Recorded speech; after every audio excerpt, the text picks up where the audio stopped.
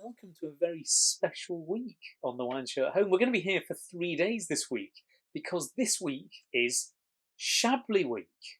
Chablis Week on the Wine Show at Home. Why Chablis? There are two reasons. I'm going to read you just a little bit. I found this just the other day. It's from 1864. It's from a guy called Dr. Jules Guyot, a name that any students of wine will be familiar with from the way vines are trained. And he says, Chablis wines have a fine gold colour with a green tint. They are strong, although not overly so, and their bouquet is charming. They are distinguished by the lively, beneficial and lucid way they stimulate the mind. And they still do, even today, 1864. Why are we coming to Chablis? If you understand Chablis, it sort of helps you understand the wine world in general. And here is a region with a single grape variety, Chardonnay, where the wines are made similarly by different producers, and yet it's like all the finest wine regions of the world, it sits on the limit of where grapes ripen, which means that you get really interesting vintage variation, as different years bring out kind of different characters. It's a region which has, what has to be described as a sort of royalty of soils. And depending on exactly what soils you've got, exactly where you are, exactly how they face, you get slightly different characters. You're going to see some of those. And you've got different quality levels that then run through. So you've got some wines which are aperitif drinking and some which need quite a long time to come round. And so the sort of world of wine is all captured in this one region that's actually quite straightforward to understand. It's one town, it's Chablis, it's one grape, and yet you can understand everything else if you get this. That's the idea. There is a third reason I really like Chablis and really wanted to go and do something where we just talk about Chablis, but lots of you have asked about these questions, so we thought this is a great way to go and explain them. Let's begin with the first wine, because there are 4 tiers. I'm going to try 3 of them today. There's a reason why I'm not trying the 4th. I will explain. So when we go to Chablis, we have a Petit Chablis is the aperitif starter pack. That's the wrong sort of way. It's not a lesser wine. It's just a different wine, really. I'm going to have it still has that straw-coloured, green tinted hue to the colour, just like Jules Guyot was talking about in 1864. And with all the wines, they all have a kind of mineral tang that runs right the way through them. Minerality is really hard. It was a challenging concept to get. What else could it be described as? There's sort of zestiness. There's a sophistication about the wines.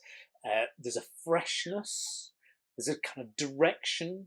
There's all of those bits in it, but we tend to use the term mineral, partly because we tend to think of it as being a bit like wet stones in a river. And this has it. Petit Chablis is a little bit more fruity. It's a little bit more just generous. Is that a word? Generous. It's a simpler wine, partly because it goes on slightly different bedrock. So as we'll come to a slightly different bedrock in a minute. But around the sort of town, a little bit further away, you get Portlandian limestone, which is quite hard. It's inside closer to the town, it's a little bit softer. And so Portlandian limestone, I think as in Portland Bill, I'm pretty certain it's the same thing. That's what characterises it. Right, I'm going to try.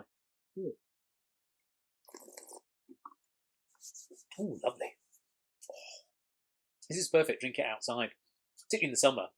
Get yourself a bottle of Petit Chablis. It's about £14. You can get it online. It's from Louis Jadot. There are lots of interesting Petit Chablis out there. You'll often find producers go and make a Petit Chablis, they'll make a regular Chablis, and they might have a couple of Premier Crus. There may be even a Grand Cru, but we'll go through those a little bit later on. It's got citrus, bright freshness. It's a really good wine. If you are doing WSET qualifications, it's a brilliant wine to practice with because you can go all the way through. You can do it's got nice, limpid, bright, clean colour, which is straw with hints of green, little green tinges in it.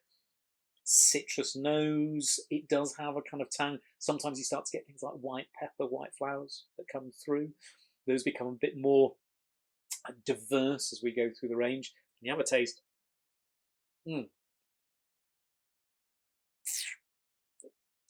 Fresh tang to it. It's like a lovely sort of mouth-watering, lemony acidity. That's good. But then there is this ripeness that comes through. It's extraordinary. If you go to Chablis, and I implore you when you can to go to Chablis, go in the spring and the summer. I mean, you can just go in the summer. I mean, you can go early, but go when it's a bit warmer. It's really cold in the winter, and it's famously cold in the winter. That's partly what gives the wine its sort of charm, its style, because it means that the vines really sort of shut down in the winter, and it's not actually that warm in wine terms in the summer. You get a beautiful ripeness, but it maintains that freshness. I seem to remember somebody saying, I think between 1950 and 1960, there were only 3 genuine vintages of Chablis because it was so cold they actually couldn't properly ripen the grapes. Now it's much more consistent. We know how to work with vintages, but it is still a jolly cold wine region. I've been once or twice in the winter. It's bitter in the cellars. Right, I'm going to finish that off. I'm going to move on.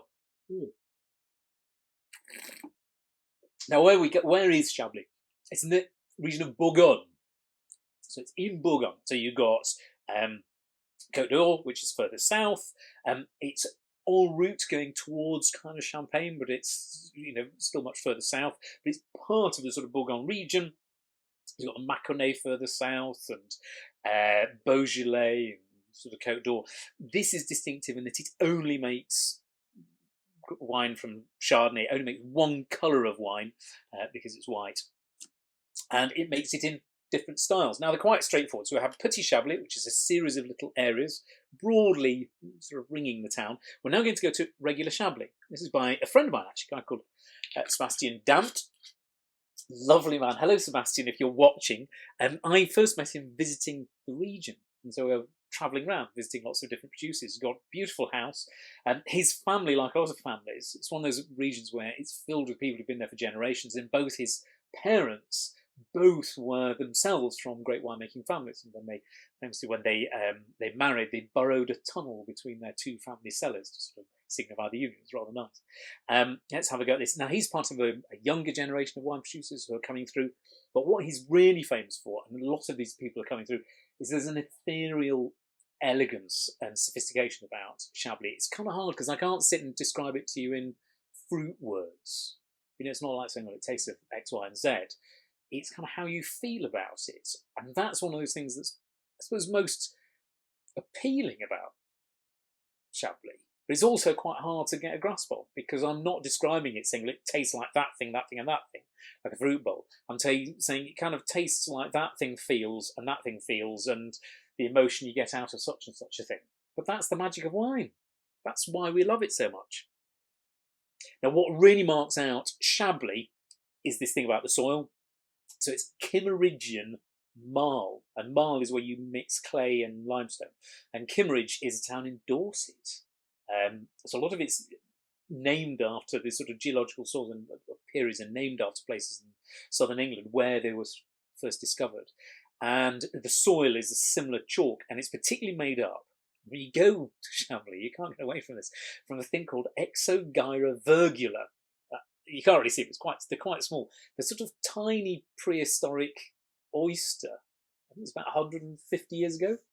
It was Jurassic soil. Jurassic's about 150 million years ago. These tiny little oysters, there are like trillions of them.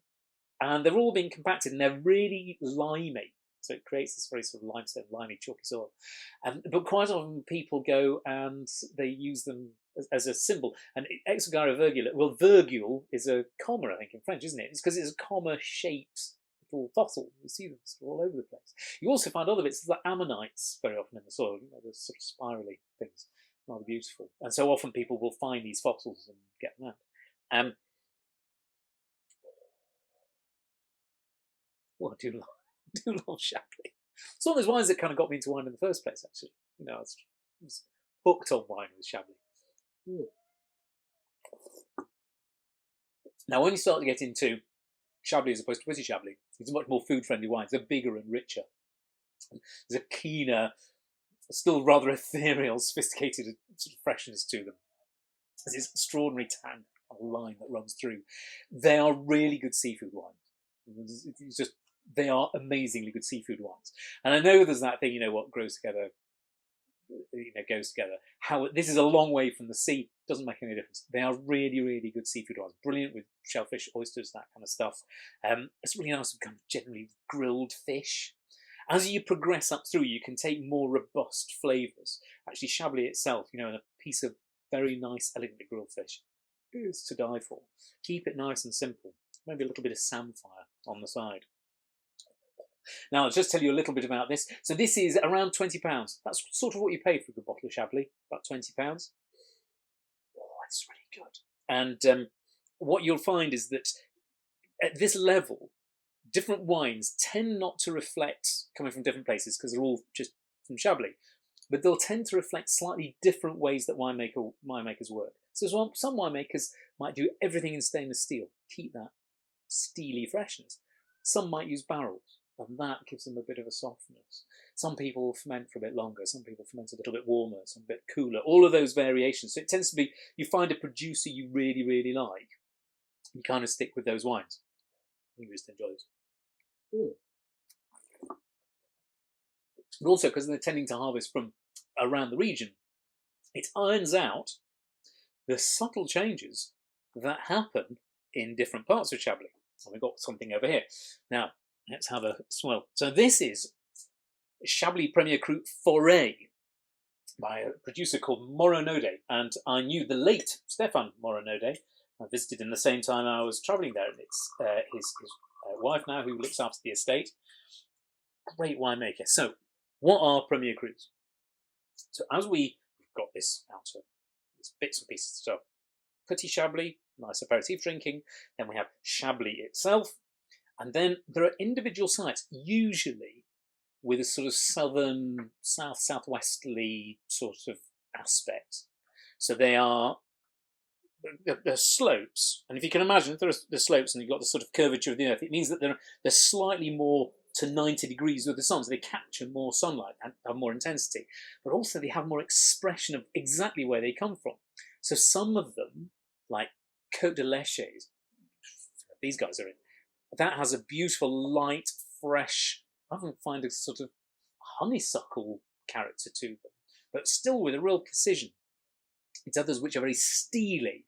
This site, Forêt, which is actually not a very common site, it's often labelled just as Montman. Some of them can get rolled into other bits. Has this extraordinary precision and intensity and a kind of slaty character. So you start to find wines here that are bigger. They're not blousy. They've just got more intensity about them. And there's much more precision, and you can say where they come from. If you ever do blind tasting competitions, it's quite, exams, it's extraordinary sometimes. You go, I know, wow, this is a vial, and you nail it. I remember once nailing a Côte de Leches, even in a warm vintage. That was in 2003, and it still shone through that was where it was from. You can still taste it. Lovely. Go and get yourself a bottle. Just glorious. Now, bear in mind, these are fine wines. This is £28. And so Premier Cru Chablis will often be around that sort of 25, 30, 30-something pounds. But these are fine wines from specific sites that last a long time on your palate. They are among the finest expressions of Chardonnay. Arguably, some people would say they are the finest expressions of Chardonnay in the world. And Chardonnay is this very malleable grape. You can do lots of things with it. It expresses what you want to express with it. That's one of the sort of magical things about Chardonnay. You want it to be not straightforward. You want it to be approachable aperitif drinking, it can do it. If you want it to express a site and a place, it can go and do it. If I twist round, where are we? Aha! If you want it to become one of the great wines of the world, capable of living a very long time and layers of unfolding character and interest, it can do it. This is a Grand Cru Chablis from a very particular group of sites, only very small, very near the town of Chablis itself. So this is from Domaine Christian Moreau. It's Clos des Hospices, which is within one of the areas called Les Clos. This is one of the great wines of the world. You may be able to hear my son is having a bit of a row outside. I do apologise. I don't know if you can pick it up, but I can. He's having a right old carry-on out there. Probably because he's not getting any Chablis, because he's 2. The reason I'm not opening that, this is a 2017. Grand Cru Chablis is, you need 5 years to let it really come good. You don't want to drink it young. At the moment, these are wines. Sort of, we've got 2018, 18, and I think that is also an 18. It'll say on the back, that's a 17. So 18, 18, 17. Leave this a few years. I've had a very small taste after the top of it. Go back to that bit later on. It was a gift. Somebody gave me this. Very kind. Thank you very much. What we're going to go and do this week, we're actually going to try a couple of other Chablis. So we're going to be back on Wednesday and on Friday. I'm going to mix up Chablis with a couple of other bits, because what I want you to do is to go and buy some, but I'm giving you a couple of other recommendations from the merchants we'll talk about. So these you can find quite generally. We've got them all down there. You'll go and find where to go and buy these. But do yourself a favour. You know that thing, anything but Chardonnay, I don't drink Chardonnay. The number of people who say, I don't drink anything, I don't drink Chardonnay, but I love Chablis. Well, get yourself back into Chablis, because it's really remarkable. We'll come back later on in the week with a couple of other recommendations from different places, different styles of winemaking. Really enjoying this. It's a nice sort of treat. Don't do Shark Week here. We do Chablis Week. It's a treat. Just going to sit quietly and enjoy this. See you on Wednesday. Bye-bye.